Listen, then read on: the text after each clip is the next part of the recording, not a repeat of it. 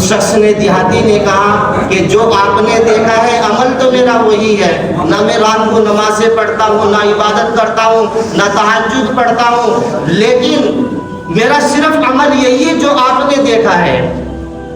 اور میں غصے سے گیٹ سے باہر نکلے صحابی رضی اللہ تعالیٰ عنہ، اور جب گیٹ سے باہر نکلے اور وہی مائنڈ گھمایا کہ نبی پاک صلی اللہ علیہ وسلم کی بات سچی ہے، اگر ان کی بات کو میں جھٹلا نہیں سکتا، اور ادھر اللہ نے جو نبی پاک صلی اللہ علیہ وسلم کو جو علم دیا ہے، جو اللہ اور اس کے نبی سب سے زیادہ جانتے ہیں، اللہ کے اوپر چھوڑ دیا،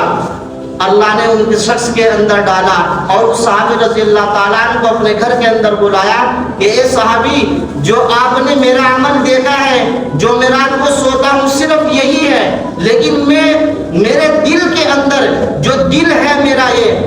اس دل کے اندر میں کسی کا گھمنڈ، تکبر اور کسی کی پوری دنیا میں جتنے انسان ہیں میں کبھی کسی سے کینہ بازی نہیں رکھتا، یہ میرا سب سے عمل ہے، زیادہ عمل ہے۔ آج دیر دیجئے میرے محترم بزرگ دوستو، اور دوسرا سوال جواب یہ دیا ہے کہ جب اللہ کسی کو مال و دولت دیتا ہے میں اس سے خوش ہوتا ہوں، جو اللہ کسی کو مال و دولت دیتا ہے میں اس سے خوش ہوتا ہوں، اور جو میرا جو دل ہے یہ بالکل صاف ہے، میں کسی کی طرف سے کینہ و بغض نہیں رکھتا۔ میرے محترم بزرگوں دوستو،